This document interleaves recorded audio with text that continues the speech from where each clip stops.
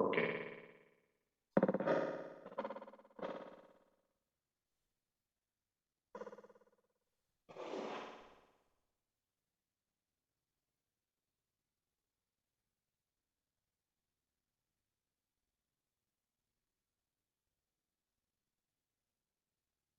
Jai Shri Mataji, and welcome to all who have joined today. Today's session is about a focused topic, and we'll talk about discretion and how the meditation helps to build up the inner discretion within us. A quick introduction. My name is Rahul Vasali. I've been practicing Sahaja Yoga now for over 30 years. And I started Sahaja Yoga when I was a boy, around 14 years old, when I felt this inner power within me above my head. And I was told that this is the power within us, and it is stored in 3.5 coils in the bottom of our spine. And if you have the desire, then this um, power can rise and goes through the central channel along our nervous system and comes out on top of the head. And the whole process is called Kundalini awakening. And it happens spontaneously, and hence it is named as Sahaja Yoga. Yoga is the union. So the energy which we feel on our hands or above our head or along the spine. So this energy meets with the energy which is around us. And that's why it is called as yoga. It happens spontaneously. That's the reason why it's called Sahaja Yoga. So what we would do today is listen to a short speech from the founder of Sahaja Yoga, Shri Mataji Nirmala Devi. She opened the last energy center, which is called as the Sahasrara Chakra above the head.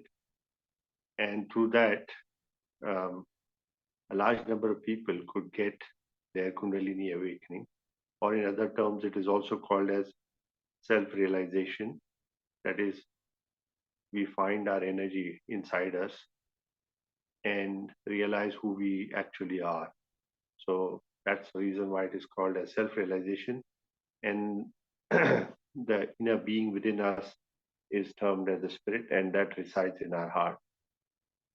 So world, and now Sahaja Yoga is there over 100 countries, and they are over uh, 2 to 300,000 Sahaja Yogis across the world.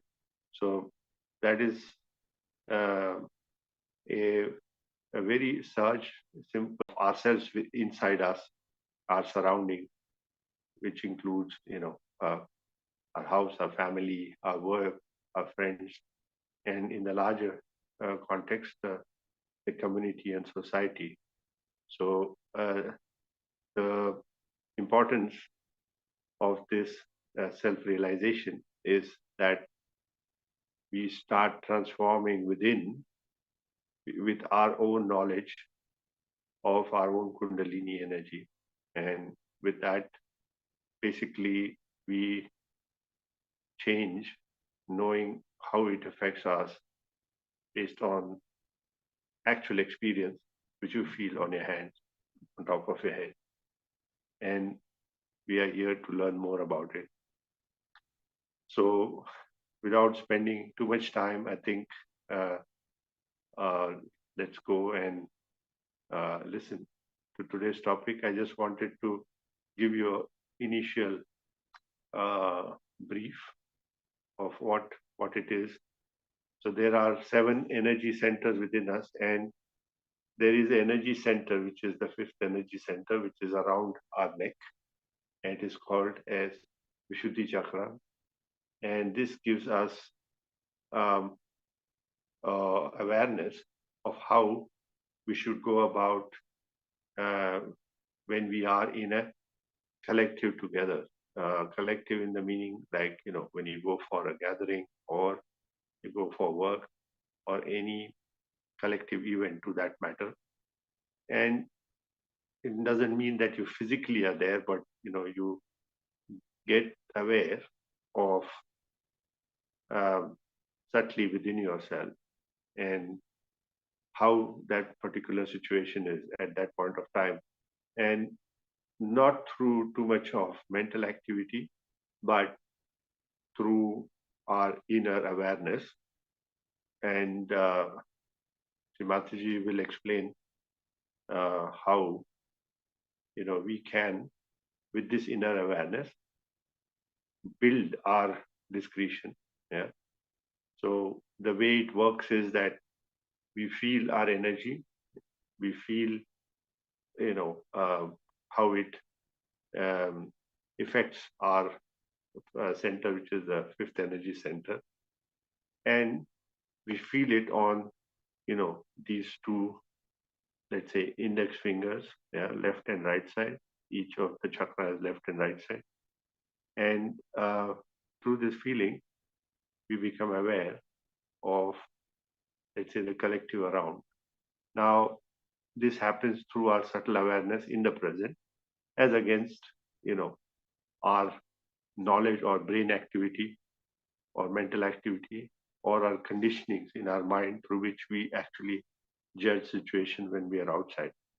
And Shimataji explains as to why it is important to build a inner discretion, and it can be achieved through meditation. But first step of that is to get your self-realization. So without spending much time, I think we can go on to the next step and listen to Shimataji's talk. Richard, can you start Shimataji's talk?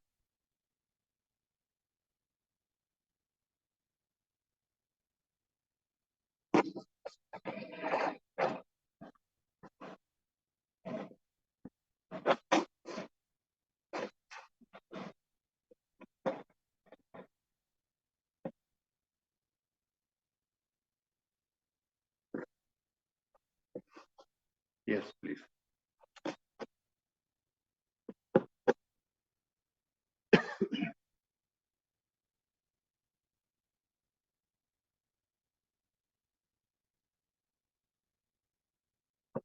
Yes.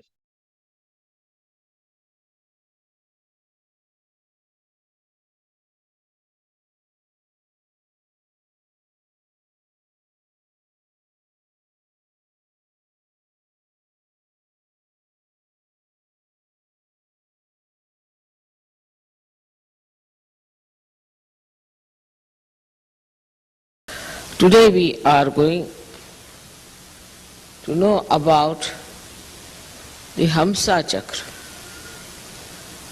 That is the area of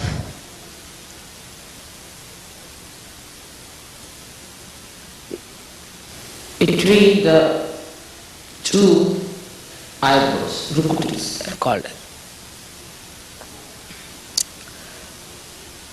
This one is placed at the base of the brain.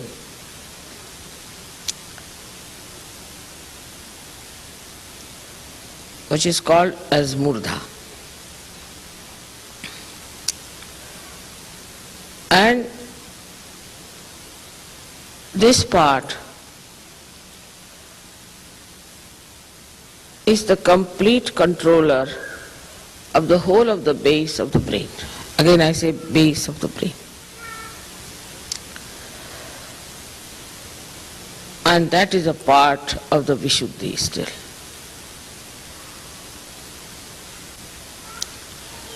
Which is an extremely important center as far as the human awareness is concerned.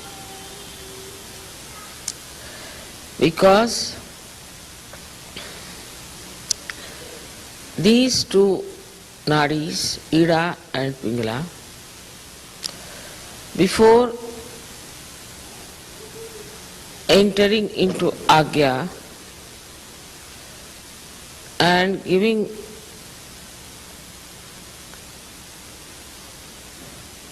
crossing each other, part of them crosses over this chakra of Hamsa.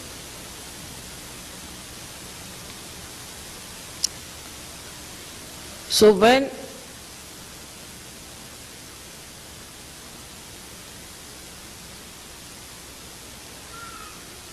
the ego and superego develop in our brain and cover our limbic area, from both the sides the strands which are coming out of the Vishuddhi sit on them.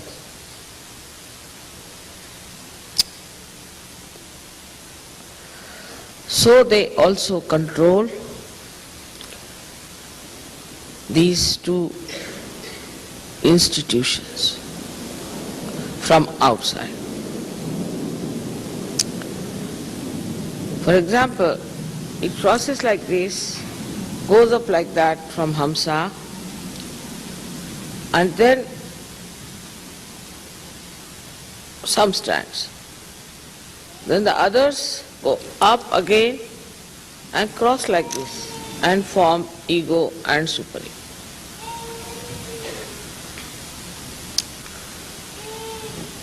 So from the backside, on top of them, these two strands go and sit. You all know that Hamsa chakra gives you discretion. But still we do not understand what do we mean by discretion.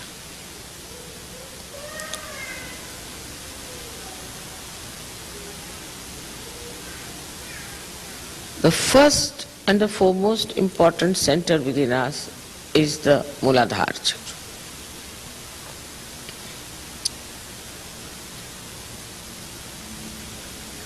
If we do not have the proper discretion about Muladhara chakra, we get into wilderness, I should say, or we open the doors of hell for ourselves.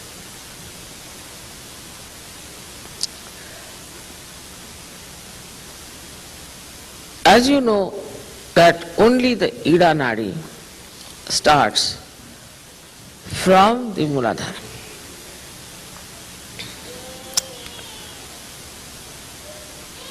That means is the desire, power of desire within us starts from Muladhara. But it's not the mental, which is the Pingala Nadi, which starts from Muladhara, it starts higher.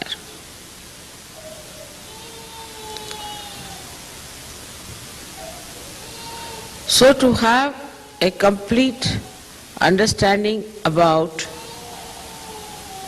which child is crying, please take away the child. Yesterday again same thing happened. Now this is indiscreet. Continuing with the child all the time. Yesterday was the same thing. Immediately you should take out the child. In the meeting any child is crying, immediately take out the child. There's something wrong with the child. Immediately take out the child. Again it is discretion.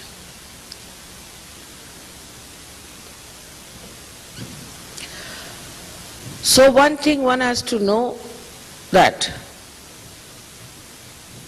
Muladhara chakra cannot be controlled by our mental activity. if you shift it to the mental activity, then the control over Muladhara is completely lost.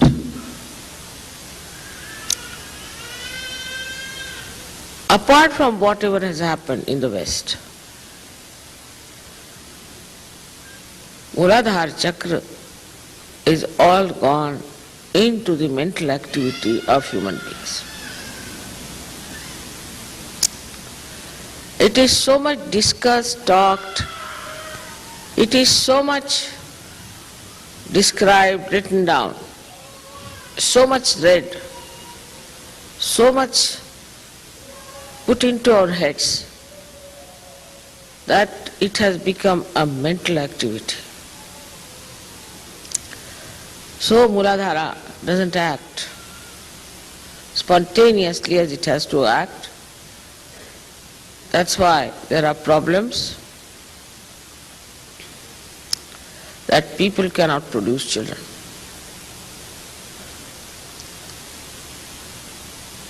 So many become impotent very early because it is used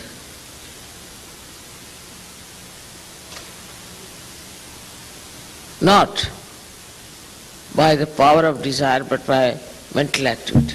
Shift. Now you see the light here. It's burning there because there is oil and there is a wick.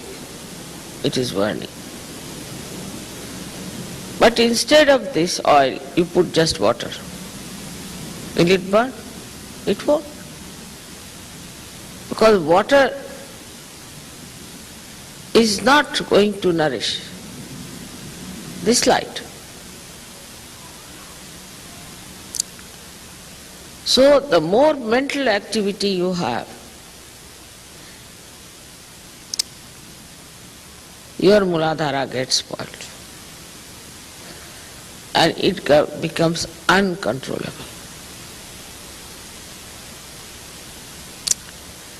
But if it is left to your desire, so it becomes spontaneous.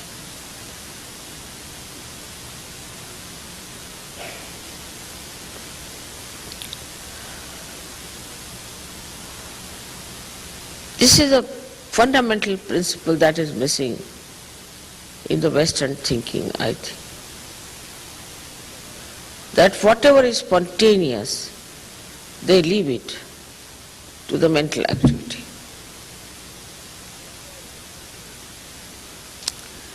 Wherever the mental activity is to be used, you should use mental activity, and wherever your desire and emotions are to be used, you must use your desire power.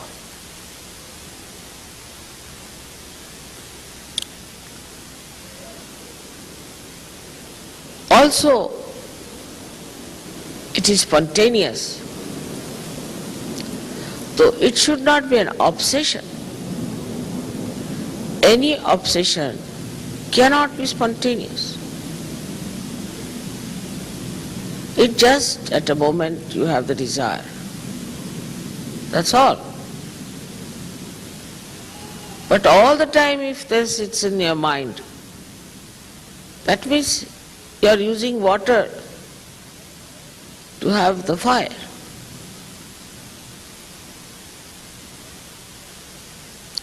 Same about the Swadhisthana chakra. Swadhisthana is for creativity. Anything you can create. You can create a sari, you can create a beautiful design, pattern, you can create a beautiful art or anything. But as soon as you put it on a mental level, it's finished.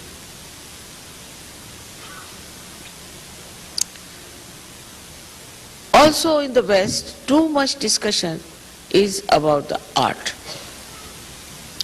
This is not art, that is not art, this should have been like this, that should have been like this. I mean, its creativity is spontaneous, Whatever the artist wants to produce, let him produce. Who are you to judge and criticize? You cannot appreciate anything unless it is brought to the mental level. So now we have critics. And the artists are not spontaneous, they are afraid, they only think, what will the critics say? Even when I am writing the book, when I give it to some Sahajogis to read, they say, Mother, if you write like this, then they'll say like this. I said, let them say, who cares? So then, a critic should criticize. I say this is not all right, this is not an art because this is such, this is such. So the artists are finishing, art is finishing. Now what is left are critics. So now they don't know what to do with their profession, so they are criticizing each other. So we have only critics criticizing each other. But there is no art now. What to criticize? And art has to be now made into money. So the critics must certify. It's so man-oriented, the whole programming of these critics is, that it is never an art. They draw one line and say, now this is art, all right.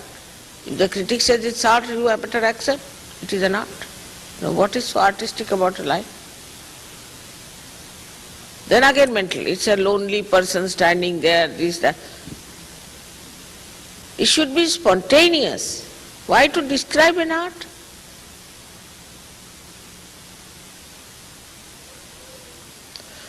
So the mental level is so alert and is all the time trying to see things according to certain norms. All these norms are created about something so spontaneous like sex, like art. All bathroom culture is decided by the brain. Nothing is spontaneous. It's such a joke, I tell you. So people become artificial. Art becomes artificial. Your Muladhara becomes artificial. Because it's all now man-made.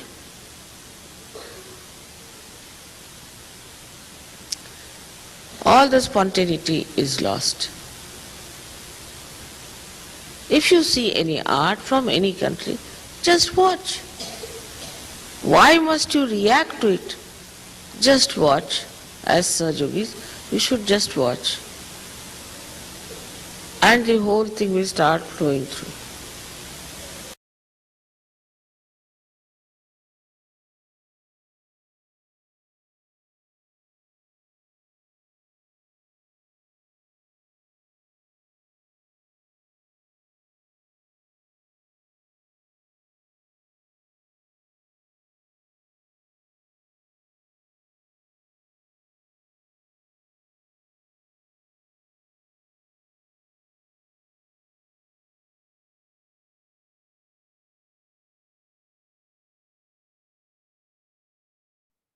Very strong messages for us, in a sense, like if we are able to uh, look over, let's say, the mental activity, and that can be achieved by getting into meditation. The meditation, in the sense of having your attention on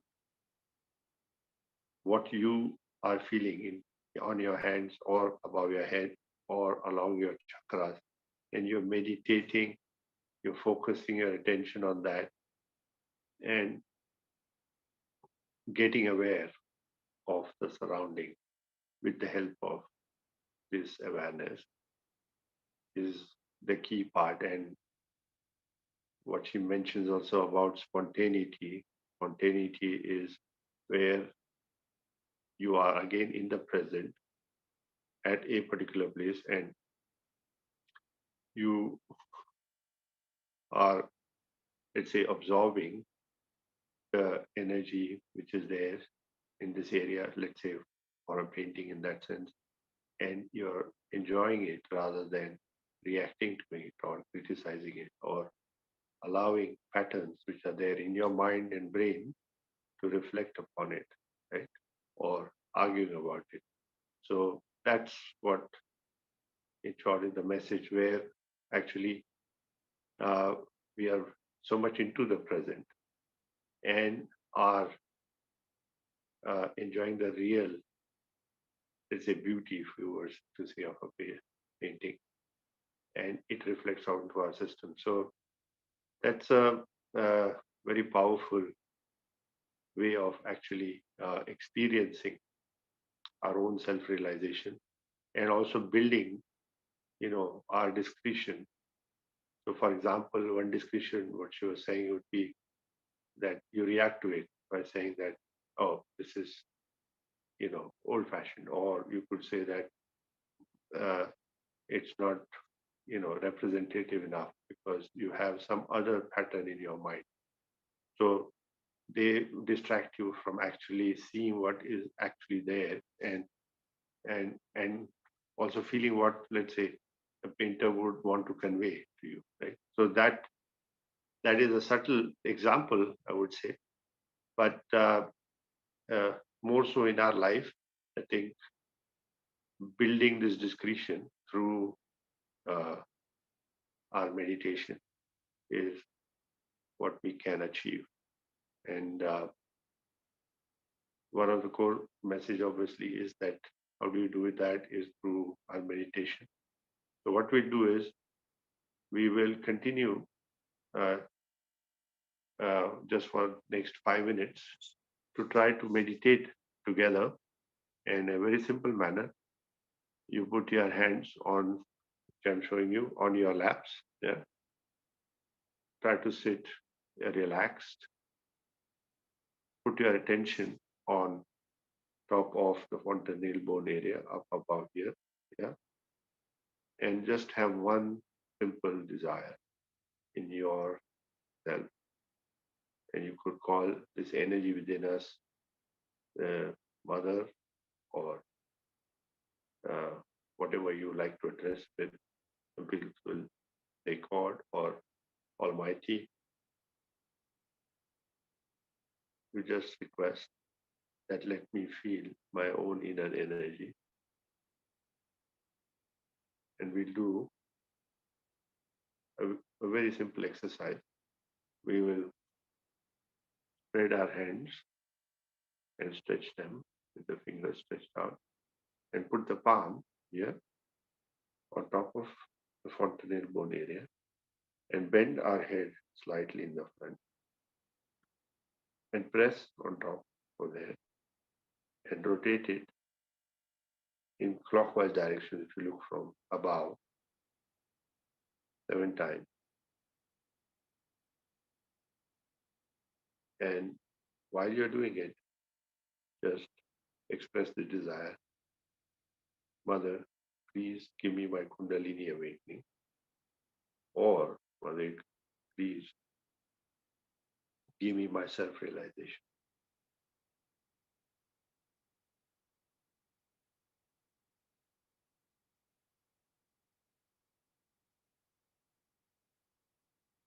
Close your eyes and put your attention on top of the head, and then slowly release the hand and keep your attention where the hand was. Put your hand back onto the lap. Continue to focus your attention on top of the head.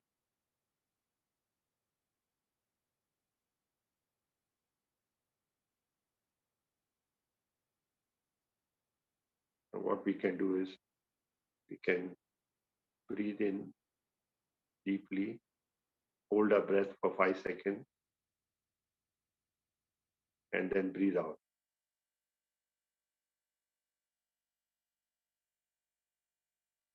We do this 5 times. And while we do that, we breathe in, we put our attention on top of the head. And when we breathe out, we let all, let's say, thoughts which are in our mind, we let them go. Yeah. So we'll do it 5 times, or you also can do it 10 times. Important is that you start feeling thoughtless, and also the energy which is there on top of your head starts increasing. Yeah. So hold your hand like this, breathe in deeply,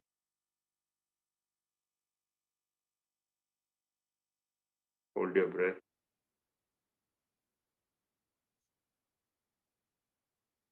breathe out.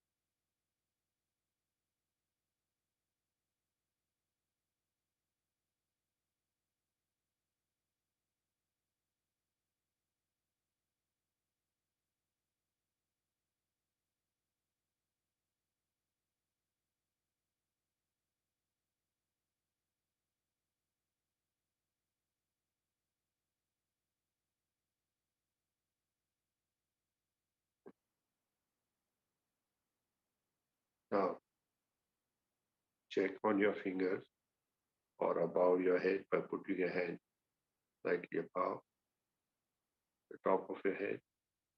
If you can feel a warm or a cool breeze flowing. Similarly, you can do it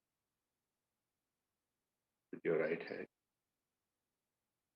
If you can feel something on top of your head. Again, with your left hand. It's almost like a pull of energy which flows above the head and gradually can open your eyes and look at the photograph which is there on the screen without thinking.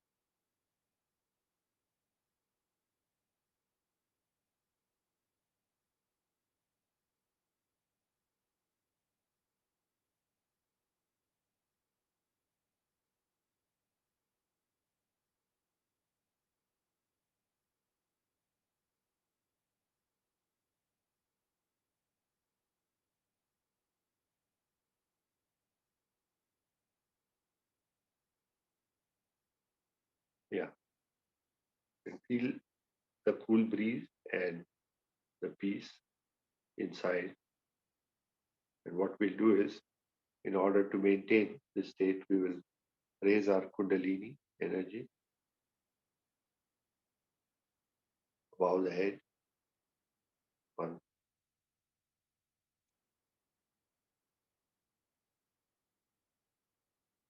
two, and three.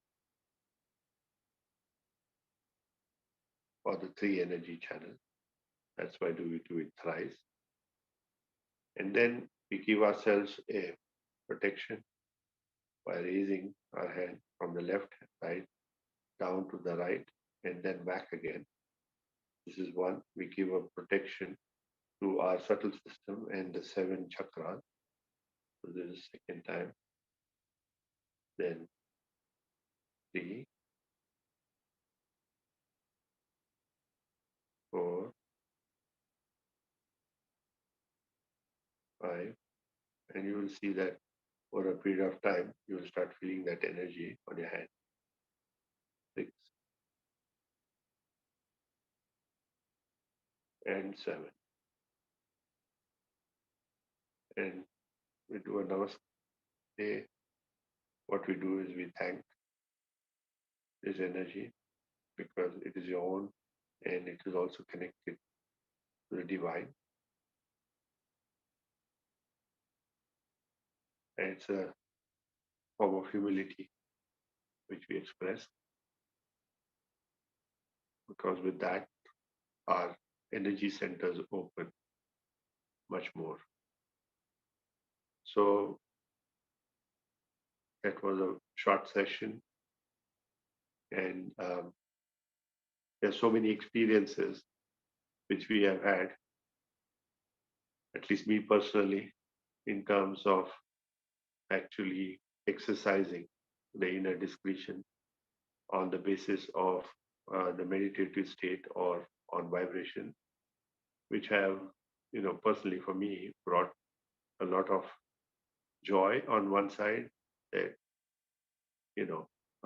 with that discretion, we could actually feel or take the right decision in our life. At the same time, enjoy the happening. So, though that is really, the core message for today. And we have many experiences which are there on YouTube of different yogis. So feel free to look through them and try to build your own inner feeling and experiment with it. So that is how we can grow in Sahaja Yoga. Yeah. So in that sense, I'd like to thank you for being there and wish you a very good evening. Richard, if you're there, you could play a bit of music and then we can